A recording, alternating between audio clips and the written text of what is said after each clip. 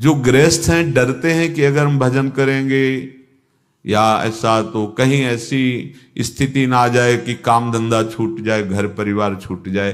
भैया गोपी जनों से बढ़कर कोई महान भक्त नहीं हुआ, इनका कोई कार्य ऐसा नहीं हुआ कि जो गृहस्थी में रहते हुए वो कार्य ना करती हो। सब कार्य, पति हैं, पुत्र हैं, सब सेवाएं हैं, पर मन जो है वो करुणा निधान श्री कृष्ण में स्वीकार किए हुए प्रभु कह रहे ता मन मनस्का, गोपियों ने अपने मन को मेरे को दे दिया है। कितनी निश्चिंतता हो गई, बेपरवाही हो गई। इसी में तो सब परेशान है, प्रश्न करते हैं मेरा मन नहीं लगता, मेरा मन ऐसा, मेरा मन वैसा। ये लो प्रभु, जैसा है वैसा है, आप लो, आप अपने लायक बना लेना। पक्का वो ले लिए, बस तुम हर बार यही सोचना कि हमने तो दे दिया है प्रभु को, दे दिया है प्रभु को। पक्का वो डोरी संभाल लेंगे, वो ऐसी संभाल लेंगे कि महात्मा बना देंगे, अंदर से महात्मा, बाहर से महात्मा की बात नहीं, डरना मत। नहीं तो हम बड़े प्रश्न आते हैं कि हमारे पति सत्संग सुनते हो, बाबा जी न बन जाए, डर लगता है।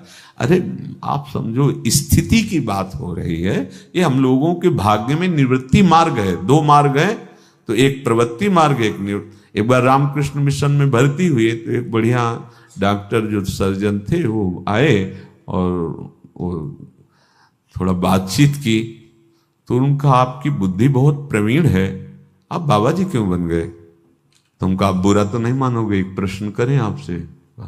हमको तुम यहाँ के पूंछा लगाने वाले क्यों नहीं बन गए, सर्जन क्यों बने? आप यहाँ के पूंछा लगाने वाले बनते। बोले मेरे भाग में था, तुमका समझ गए? बोले हम उत्तर मिल गया, मिल गया। ये मेरे भाग्य में, ये हम लोगों का सौभाग्य पहले से निश्चित कर दिया गया आचार्य कृपा, गुरु कृपा से, कि तुम निवृत्ति मार्ग में चलो। पर ऐसा नहीं है कि आप प्रवृत्ति मार्ग में हैं तो आपको जो निवृत्ति मार्ग का फल है वो आपको नहीं मिलेगा, ऐसा नहीं है। बिल्कुल ऐसा भ्रम मत रखना, और ऐसा करना भी मत कि सत्संग सुना और मरकट बैराग। ये अंदर की बातें हैं, इनको अंदर देखो। गोपीजन वैसे ही रहती हैं जैसे घर की बहू रहती है, पूरी वैसी सेवा शुश्रूषा और श्री कृष्ण अनुराग में रंगी हुई, ऐसे ही रहा जाता है। भाई जी हनुमान प्रसाद पोद्दार जी महाराज, वही धोती कुर्ता चश्मा, वैसे ही गृहस्थ वेश, और बड़ी ऊंची स्थिति कि एक विरक्त महात्मा उनके चरणों का आश्रय लेकर आजीवन संग का व्रत ले लिया, जो महान असंग थे राधा बाबा। मतलब आश्चर्य की बात है। किसी से सेवा कराने की वृत्ति न रखे, जब तक शरीर स्वस्थ है। स्वयं पानी लीजिए, स्वयं वस्त्र धोइए अपने, स्वयं अपनी सेवा कीजिए, अवसर मिले तो दूसरों की सेवा कर दीजिए। ये नियम बना लीजिए। ये हमने महापुरुषों को देखा है, जबरदस्ती भले कुछ छीन झपट के हो जाए, नहीं वो अपनी सेवा नहीं देते। शरीर की, वस्त्रों की कोई भी सेवा, जब तक आपका शरीर स्वस्थ है, कोई भी सेवा आप स्वीकार ना करें। हाँ, स्वयं सेवा करें, जिससे आपका हृदय बहुत जल्दी पवित्र हो जाएगा। जानते हो हम दुखी क्यों होते हैं? क्योंकि हम संसार को मन में रख के संसार से सुख चाहते हैं, इसीलिए दुखी होते हैं। मन संसार से निकालकर सुख सिंधु भगवान में यदि जोड़ दीजिए तो तुम्हें दुख का अनुभव ही नहीं होगा। और अगर प्रभु से मन हट करके संसार के भोगों में सुख है तो कभी सुख का अनुभव नहीं हो सकता। आप देख लीजिए, देख लीजिए। नंबर 1 का धन है, देश विदेशों में सबसे आगे, फिर भी हृदय में जलन है, कहीं दूसरे पे ना आ जाए और बढ़े। न जाने क्या क्या चिंताएं, न जाने क्या क्या जलन। बस सच्ची मान लो, अगर समझ आ गई तो निहाल हो जाओगे। संसार को मन में बसाकर भगवत विमुख होकर संसार के भोगों में तुम कभी सुखी नहीं हो सकते। प्रभु को मन में बसाकर इसी संसार में रहते हुए दसों दिशाएं तुम्हें सुखमय प्रतीत होंगी, कभी दुख का अनुभव होगा ही नहीं। भारी दुख की परिस्थिति में भी एक सुख की झीनी सी ऐसी गली दिखाई देगी जहां दुख तुम्हें स्पर्श नहीं करेगा। इस मार्ग में उपासना का दृढ़ भाव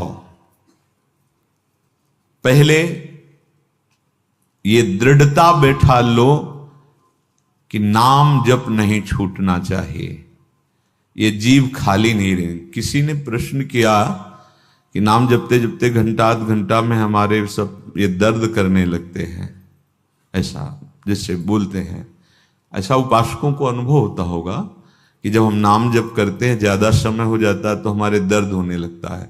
तो आपका अभ्यास कमजोर है। आप देखना नाम जपते जपते उपांश में पहुंच जाओगे, जिससे इसका एक क्रम है। उपांश में जपते जपते मानसिक में पहुंच जाओगे। ऐसा नहीं है कि थक गए और छोड़ दिया। इसीलिए कहते हैं थोड़ा संयम से रहो, ब्रह्मचर्य से रहो, पवित्र रहो, आहार विहार ऐसा रखो जिससे अभी शरीर स्वस्थ रहे, क्योंकि आपको अभी अभ्यास परिपक्व करना है। अगर अभ्यास परिपक्व नहीं हुआ तो ये ठीक कह रहे हैं, जो ऐसा बोलते हैं वो ठीक कह रहे हैं, क्योंकि इसी मार्ग से चले हैं। तो बहुत से साधकों से, बहुत से ऐसे कि जैसे बार बार राधा राधा राधा राधा राधा राधा राधा राधा राधा राधा राधा या नाम लिखना, तो यहाँ दर्द होना शुरू हो जाना या ऐसे थकान सी लगना, ये अभी अभ्यास की कमजोरी है और संयम की कमजोरी है। जैसे आप राधा नाम का ध्यान कर रहे हैं तो संयम ठीक ना होने पर आज्ञा चक्र पर आपके दर्द शुरू हो जाएगा, यहाँ बोझा लगने लगेगा, नहीं बन पाएगा। अगर संयम सही तो वहीं आनंद की धारा स्फुरित होने लगेगी। हारना नहीं है, नहीं हारना। 1 घंटे लड़ाई हो तो किसी का मुंह थका है आज तक? 2 घंटे प्रपंच की चर्चा हो, भला किसी का मुंह थका है? ये मन की चाल है, इससे थोड़ा सावधान रहिए। तो सदा श्यामा श्याम के नाम का नशा पड़ जाए जपने का, ये होता है।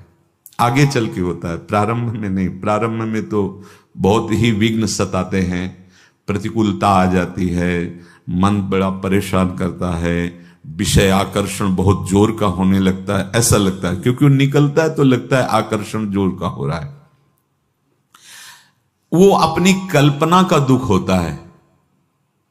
अनुभवी महापुरुषों के वचन है, वो अपनी कल्पना का दुख होता है।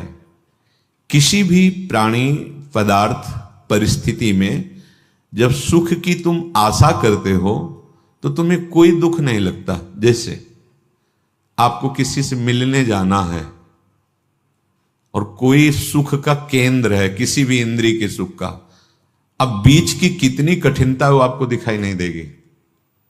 लक्ष्य में पहुंचने में आपको कोई दुख नहीं, कोई परिस्थिति नहीं रोक पाएगी, कुछ नहीं। क्योंकि आपकी सुख की आशा भोगों में है और सुन सुना के भजन शुरू किया है, इसलिए आपको लगता है कि भजन करने में बड़ी कठिनता है। जिस दिन भजन में सुख की आशा हो गई उस दिन भजन छोड़ना कठिन पड़ जाएगा। सच्ची बात समझ लो। ये कल्पनात्मक दुख आपको लगता है, जो भजन में दुख होता है ये कल्पनात्मक होता है, क्योंकि आपने सुख की आशा शरीर में और भोगों में, व्यक्ति परिस्थिति में रख रखी है, इसलिए आपको भजन मार्ग में दुख नहीं। भजन मार्ग दुख मिटाने वाला है, आनंद प्रदान करने वाला है। जब तुम किसी व्यक्ति को, बहुत ध्यान से सुनना, किसी वस्तु को, किसी परिस्थिति को अपने अनुकूल बनाने की चेष्टा करोगे तो तुम्हें भजन में अश्रद्धा और दुख अनुभव होने लगेगा। पकड़ो इस बात को। तुम्हारे भजन में विक्षेप और दुखद भावना तब आएगी जब किसी वस्तु को, किसी व्यक्ति को, किसी परिस्थिति को सुख की लालसा से अनुकूल बनाने की चेष्टा कर रहे हो, तो इधर भाव बिगड़ जाएगा भजन का, उसमें फिर दुखद भावना आ जाएगी, विपरीत भावना आ जाएगी। अतः उपासक को सत प्राप्ति के लिए असत असाधनों का बहुत सावधानी से त्याग करना है। पर कोई भी उपासक हो, चाहे गृहस्थ हो या विरक्त हो, अगर दूसरों से आशा रखता है तो भगवत शरणागति में कलंक है। दूसरी बात, हमें दूसरा हमारे साथ कैसा बर्ताव कर रहा है ये नहीं देखना है, हमें ऐसी परिस्थिति में भी उसके साथ कैसा बर्ताव करना है ये देखना है। हमारी चूक कहां होती है? जब हम उसके कर्तव्य को देखते हैं। अगर तुम्हें ऐसा लग रहा है कि उसका कर्तव्य ठीक नहीं है, वो हमारे साथ ऐसा बर्ताव कर रहा है, तो क्रिया पे मत टिको, तत्काल कारण पे पहुंचो तो शांत हो जाओगे। उस क्रिया का कर्ता कौन है? कारण कौन है? बोले आपका कर्म ही है। या अगर कर्म को नहीं मानते हो तो हर क्रिया का कारण भगवान। मतलब ये हमारे साथ जो बर्ताव हो रहा है, ये हमारे किसी पाप का क्षय हो रहा है।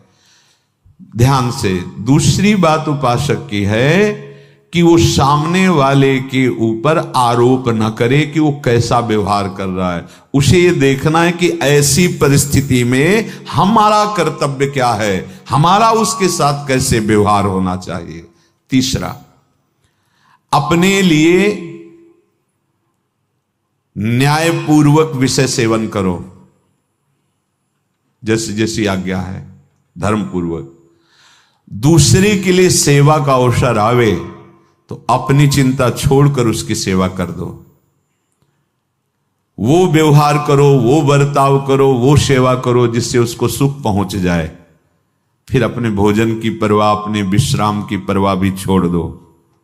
देखना कैसे आपको लाभ मिलता है।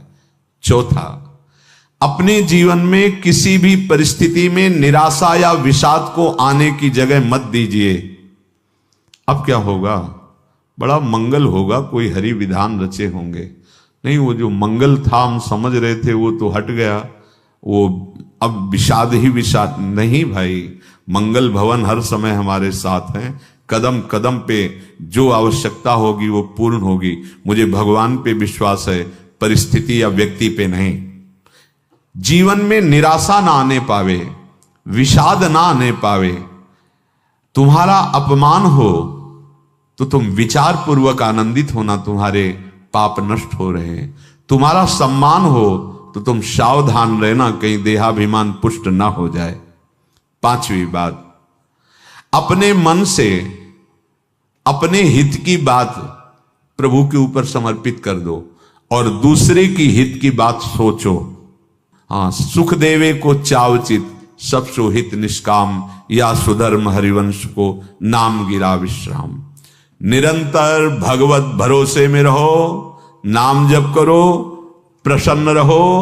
हर उत्तम आध्यात्मिक स्थिति आपका वरण कर लेगी। निरंतर प्रसन्न रहो, भगवान के भरोसे में रहो, नाम जप करते रहो, हर अध्यात्म की ऊंचाई आपका वरण कर लेगी।